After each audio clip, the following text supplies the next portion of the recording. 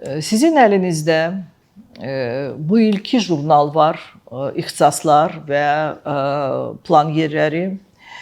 Bizim keçən ilki 25-ci ilə aid olan keçid ballarla olan belə bir kitabça dərc olunubdur, işıq üzü görübdür və siz bundan da bu kitabçadan başqa 2 nömrəli abituriyent jurnalında da keçid ballar, keçən ilki keçid ballar var.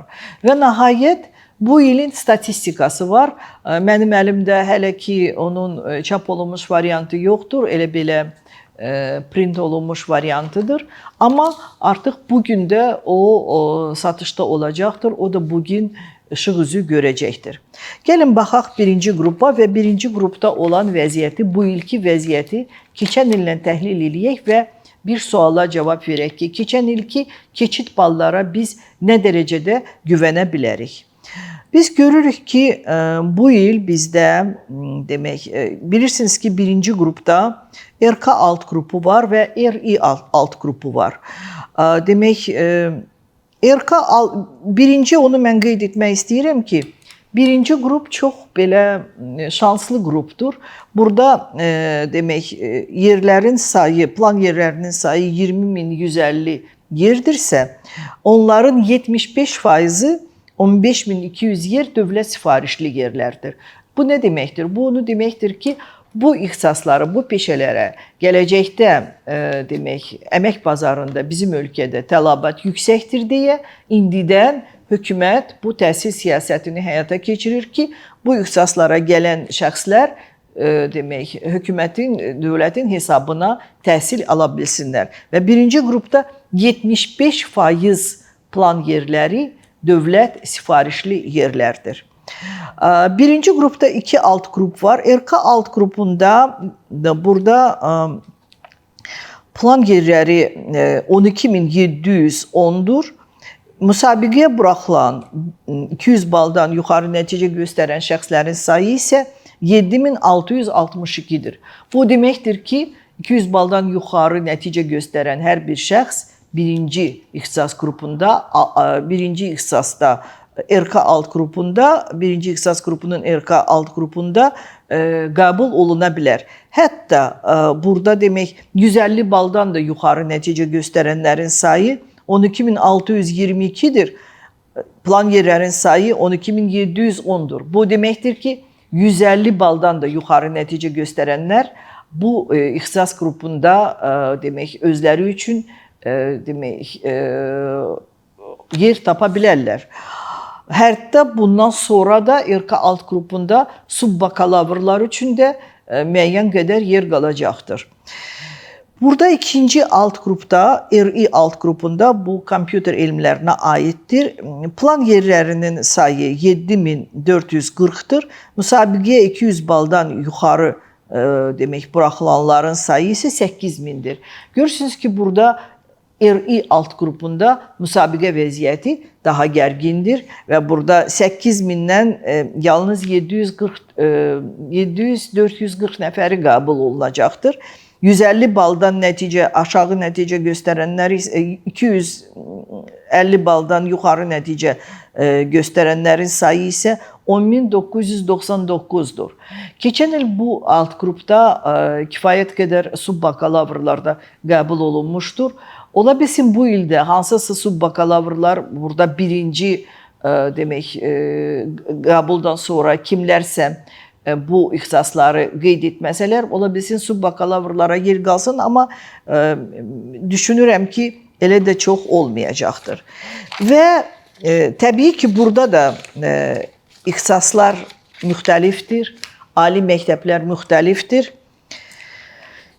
Keçən ilki 600 baldan yuxarı keçid ballar olan ixtisaslara biz fikir verəndə və bu ilki 600 baldan yuxarı nəticə göstərənlərin sayına biz fikir verəndə görürük ki, həmin o intervalda keçid ballar təxminən bir 10 bal aşağı düşəcək. Bu nə deməkdir? Keçən il misal üçün bir ixtisasda mən elə belə konkret bir ixtisas demirəm, misal üçün yalnız deyirəm.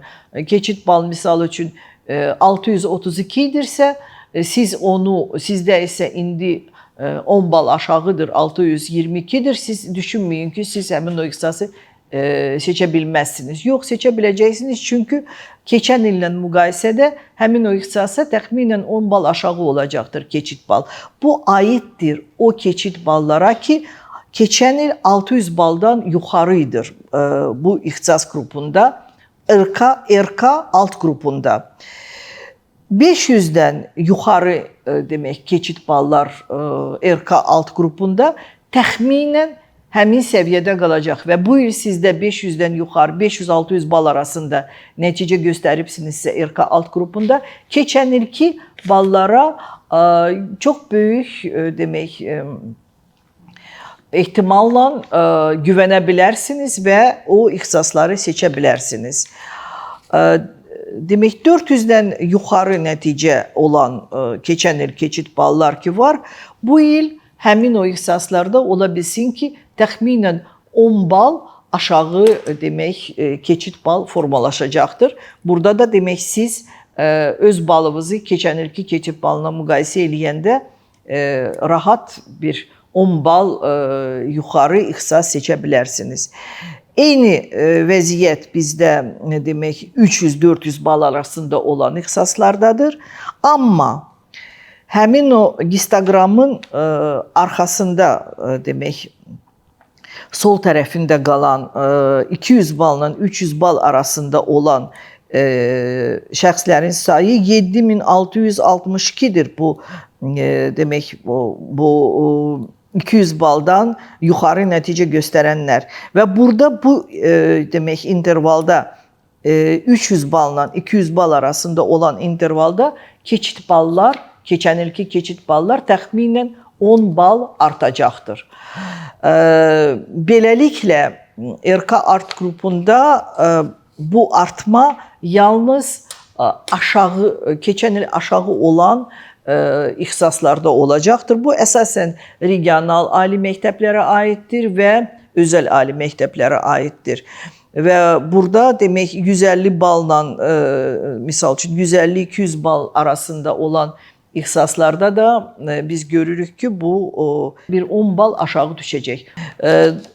Dövlət sifarişli yerləri seçənlər 220 baldan yuxarı nəticə göstərənlərin RK alt qrupunda dövlət sifarişli yerlərə düşmək ehtimalı kifayət qədər yüksəkdir. RI ixtisas qrupuna biz keçəndə görürük ki, 600 baldan yuxarı nəticə göstərən şəxslər bu il 569 nəfərdir və keçən il 600 baldan yuxarı keçid bal bu il təxminən 10 bal aşağı düşəcək. 500-600 bal arasında olan ixtisaslarda da RI alt qrupunda təxminən 20 bal aşağı düşəcək. 400-dən 500 arasında isə burada təxminən 5 bala qədər aşağı düşəcək. 300 baldan 400 bala qədər olan və ümumiyyətlə 200 baldan yuxarı nəticə göstərənlərin də arasında biz təxminən 50 bala qədər artım gözləyirik. Və burada RI alt qrupunda birinci dəfə edir ki, müəyyən ixtisaslar 150 baldan yuxarı nəticə göstərənlər iştirak edə biləcəklər. Burada əsasən 150 bal yox, misal üçün 200 balı var, amma ikinci mərhələdə onun balı 50 idir. Bax belə 150 bala düşməyəcəkdir keçid ballar. Həmin o 200-dən yuxarı nəticə göstərənlər bu müsabiqədə uğur qazana biləcəklər. Yəqin ki, bu RI-də biz subbakalavrların sayının kəskin azalmasını müşahidə edəcəyik. Bu birinci qrupa aid olan məsələlər idi və yenə də təkrar edirəm ki, birinci qrupda 75% verilən plan yerləri dövlət sifarişli yerlərdir. Qalanları isə bu müsabiqədən keçən şəxslər faktiki olaraq hamısı müsabiqəyə buraxılıblarsa, onlar düzgün seçim edib ali məktəbə qəbul oluna bilərlər.